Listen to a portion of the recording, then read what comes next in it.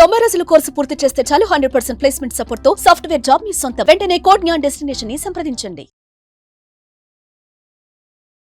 నమస్కారం ఉమా గారు. నమస్తే అమ్మా. కర్కాటక రాశి వారికి కనుక మనం చూస్తే వారి యొక్క కర్మ ఏదైతే ఉందో మీరు ప్రీవియస్ వీడియోలో కూడా చెప్పడం జరిగింది. కర్మను చాలా మంది రకరకాలుగా అనుభవిస్తూ ఉంటారని. సో సమస్య ఏదైనప్పటికీ కూడా దానికి ఒక పరిష్కారం చేసుకోవాలి అనుకునే వాళ్ళు, ఎస్పెషల్లీ కర్కాటక రాశి వారు ఎలాంటి పరిహారాలు చేసుకోవాలి గురుగారు? ఈ ఫిబ్రవరి 26వ తారీఖు మహా అద్భుతమైనటువంటి రోజు, మాఘ బహుళ చతుర్దశి, మహాశివరాత్రి పర్వదినము. ఈ మహాశివరాత్రి పర్వదినాన్ని సద్వినియోగం చేసుకోవడం వల్ల కర్మ అనేటువంటిది ప్రాయశ్చిత్తం అవుతుంది. ఇహ పర సాధనలు రెండూ కలుగుతాయి. ఎలాగంటే ముఖ్యంగా మనం మాట్లాడుకునేది కర్కాటక రాశి వాళ్ళకి కాబట్టి, కర్కాటక రాశి వాళ్ళకి జరిగిన 2 సంవత్సరాలుగా అష్టమ శని అనేటువంటిది నడుస్తూ ఉంది. శని కర్మకారకుడు. అష్టమ శని రూపంలో వాళ్ళు కొంత కర్మను అనుభవిస్తూ ఉన్నారు. అది ఎవరైనా అనుభవించాల్సింది. ఇప్పుడు ప్రజెంట్ టైంలో అష్టమ శనిని కర్కాటక రాశి వాళ్ళు అనుభవిస్తూ ఉన్నారు. వాహన ప్రమాదాల్లో ఇరుక్కుంటున్నారంటే, ఆర్థిక సమస్యల్లో పీకల లోతుల్లో ఇబ్బందులు వస్తున్నాయంటే, మాట వల్ల తగాదాలు వస్తున్నాయంటే, జీవితంలో సడన్ చేంజెస్ అండి. ఒక్కసారిగా నా జీవితం మారిపోయిందండి, ఎప్పుడు దాకా నేను ఇలా ఉన్నాను, ఒక్కసారిగా నా జీవితంలో మారిపోయింది అనేటువంటి బాధలు భయాలు వస్తున్నాయంటే, భయం కూడా విపరీతమైన డిప్రెషన్లోకి వెళ్ళిపోయారు, లేకపోతే లవ్ ఫెయిల్యూర్స్ చూస్తున్నారంటే, వ్యాపారంలో నష్టాలు వస్తున్నాయి. బికాజ్ 8th హౌస్ అని అంటే సడన్ చేంజెస్ అండి అన్నీ కూడా. అందులో శని వచ్చాడంటే అష్టమస్య ప్రాణ సంకట. ప్రతిదీ కూడా పీక్ మూమెంట్లోకి వెళ్ళిపోతుంది. అంటే పీకల దాకా అప్పులు, లేకపోతే పీకల దాకా సమస్యలు అన్నీ ఉక్కిరి బిక్కిరి చేస్తాయి. అది అష్టమ శని అంటే.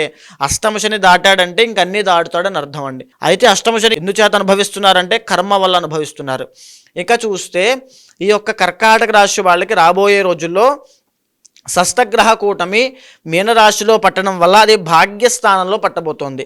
ఈ 6 గ్రహాలు మార్చి 28, 29, 30 ఈ 3 రోజుల్లో అక్కడ పట్టడం వల్ల కర్కాటక రాశి వాళ్ళకి భాగ్యస్థానం అవ్వడం వల్ల ఆర్థిక పరమైన ఇబ్బందులు ఉంటాయి. అంటే వీళ్ళు ఏదైనా డబ్బులు బయటికి ఇచ్చినట్లయితే అవి తిరిగి రావడం చాలా కష్టం అవుతుంది.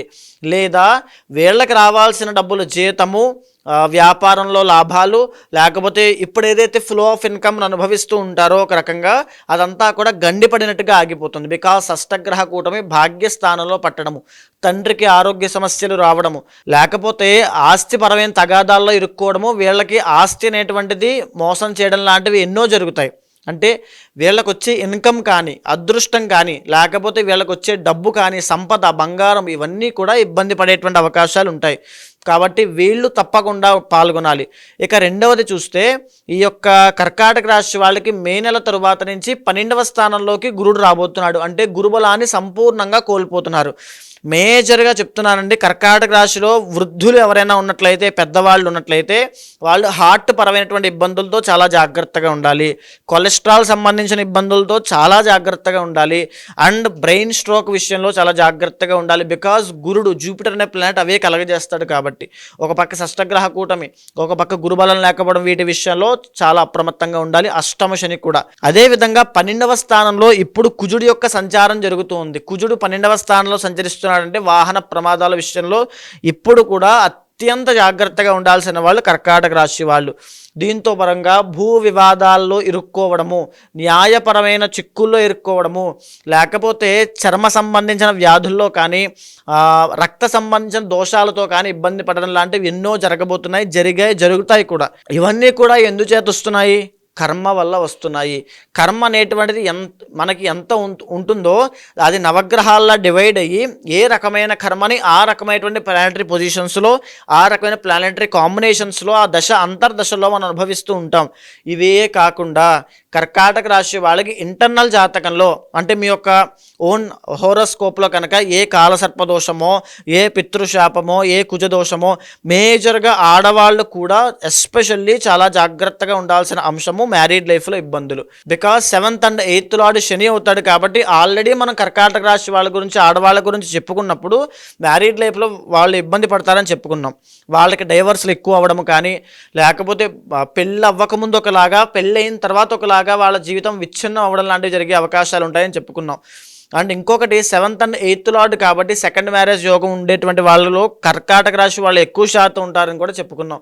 ఇక ఆ రకమైనటువంటి సమస్యతో బాధపడుతున్న విమెన్ ఎవరున్నా సరే వాళ్ళ కోసం ఈ సదవకాశము. ఎందుచేత అంటే ఆ దోషాలు కాలసర్ప దోషము, కుజ దోషము, పితృశాపము, మాంగళ్య దోషము, కళత్ర దోషము, లేకపోతే ఇప్పుడు నడిచే అష్టమ శని దోషము, షష్టగ్రహ కూటమికి సంబంధించిన శాంతి పరిహారములు ఇవన్నీ చెయ్యాలి అంటే విపరీతమైనటువంటి ఖర్చు అవుతుంది. అలా కాకుండా కర్మ అనేటువంటిది ఏకకాలంలో ప్రాయశ్చిత్తం అవ్వడానికి మహాశివరాత్రి పర్వదినాన్ని ఎంచుకుని ఆ రోజున పెట్టినటువంటిదే కర్మ ప్రాయశ్చిత్త రుద్రతంత్రము. ఆ రోజున మీది కర్కాటక రాశి కాకుండా ఏ రాశి అయినా సరే ఇందులో పాల్గొనండి. మీ ఇంట్లో కర్కాటక రాశి వాళ్ళు ఉంటే వాళ్ళకి చెప్పండి. ఒకవేళ మీకు ఎలాంటి అశౌచం ఉన్నా ఇది యొక్క దైవానుగ్రహం పొందేటువంటి శివకార్యము కాబట్టి 10 మంది భక్తులను తయారు చేయండి. 10 మందికి చెప్పండి, శివానుగ్రహాన్ని పొందినట్టుగా చేయండి. వాళ్ళ కర్మ ప్రాయశ్చిత్తం అయ్యేటట్టుగా వాళ్ళకి అద్భుతమైన అవకాశాన్ని కలగజేయండి. ఎవరైతే కర్మ ప్రాయశ్చిత్త రుద్ర తంత్రంలో పాల్గొంటారో అందరికీ తీర్థ ప్రసాదములు ఆది దంపతులకు అనుగ్రహంతో పాటుగా నరదృష్టి యంత్రము, తర్వాత ఐశ్వర్య యంత్రము ఇవన్నీ కూడా రక్షలతో సహా ఇవ్వబడతాయి. గురుగారు, మీరు చెప్పినట్టుగానే రాశిలో వారిగా కూడా ఎవరైనా కూడా జాతకరీత్యా ఎదుర్కొన్న సమస్యలకి కావచ్చు, లేదు అంటే కర్మను దాన్ని తొలగించుకోవాలి, ఈ మహాశివరాత్రి రోజు మీరు చేసే కార్యక్రమంలో పాల్గొనాలి అంటే ఎలా ఉంటుంది? తప్పకుండా అమ్మా. ప్రతి ఒక్కరూ ఎవరైనా సరే, అంటే నేను ఇప్పుడు రాశుల పరంగా వాళ్ళు ఎందుకు చేసుకోవాలి, ఆ కారణం ఏమిటి, వాళ్ళు అనుభవించేటువంటి కష్టం ఏమిటి, కర్మ ఏంటో వివరించాను. కానీ ఆ రాశులు కాకుండా ప్రతి ఒక్కరూ శివార్చన చేయడం అనేటువంటిది మన బాధ్యత. ఎందుకనంటే శివుడు అత్యంత బోలాశంకరుడు. ఆయనకు ఒక చెంబుడు నీళ్లు పోస్తే పులకించిపోతాడు. మారేడు దళాలతో ఆయనకు అర్చన చేస్తే పరవశించి పోతాడు.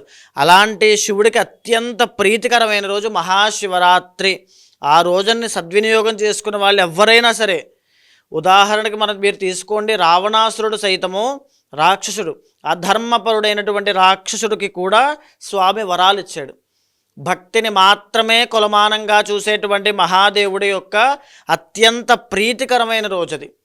మీకు ఏ పని అవ్వాలన్నా కర్మ ప్రాయశ్చిత్త రుద్ర తంత్రంలో పాల్గొనండి. ఎలాంటి సమస్యలున్నా కర్మ ప్రాయశ్చిత్త రుద్ర తంత్రంలో పాల్గొనండి.